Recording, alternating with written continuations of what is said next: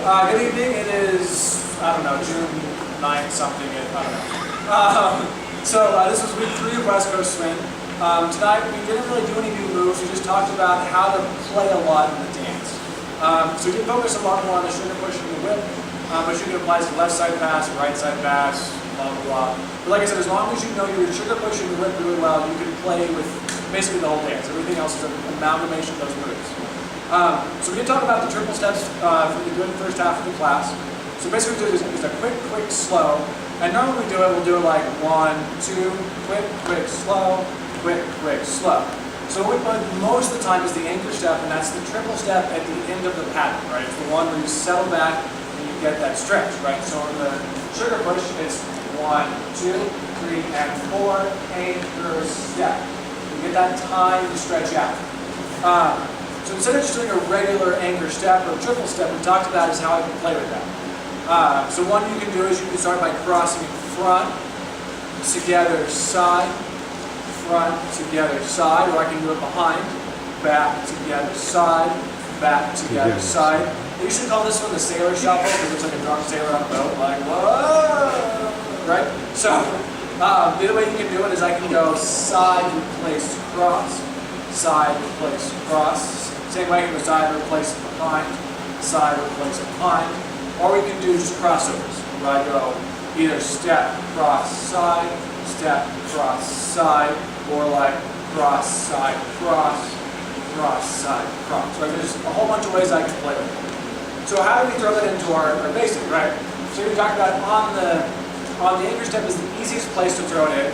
So I can do something like my sugar push, where I can do 1, 2, 3, and 4, 5, and 6. Right? I can throw it in there.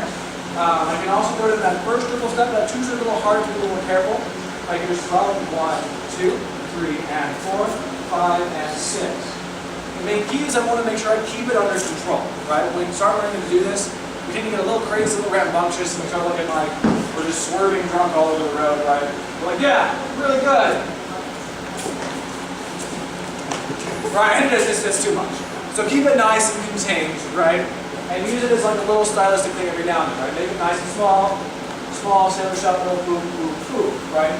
And then I can do it where I match, I tell my partner what I'm doing, right, through my body. Or I can just do my own thing and keep my hand still, and we just do different things, right? I give her the choice to do what she wants, and I have the choice to do what I want.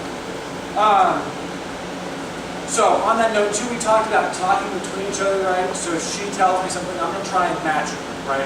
Like she gives me an idea, I listen to it, I play with that idea back and forth. But we really used that was in the whip. So we talked about how to control the amount of power in the whip. So again, to remind you what the whip looks like, was 1, 2, 3, and 4, 5, 6, 7, and 8. Over on the other side. 1, 2, 3, and 4, 5, 6, 7, and 8. So if we wanted to change it, we talked about on step 2, leads, I can go 1, 2, and keep my feet closed. Or if I want to go a little more speed, I can cross in front of my right foot, going 1, 2. So my right foot is now crossed in front. That just makes it happen a little faster. The other place that's important is on step 4. So we do 3 and.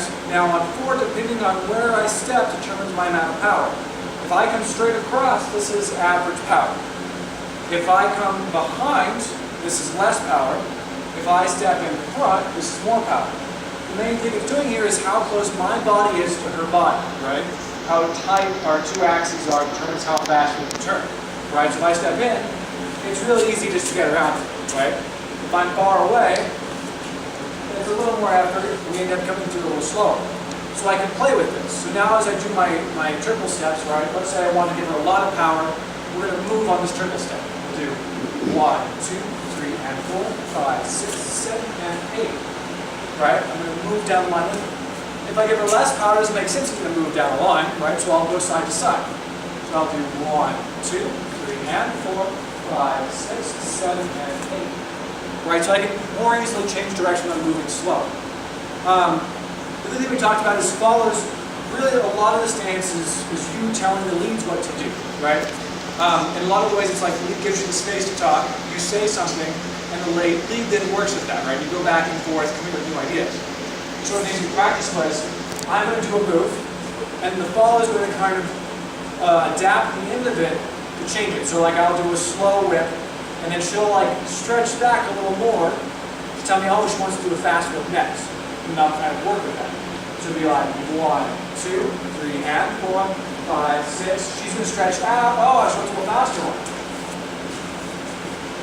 Right? And then she'll change it, right? We can keep talking like that as we go. Other than that, that was basically it. So thank you very much, and we'll see you next week. Thank you.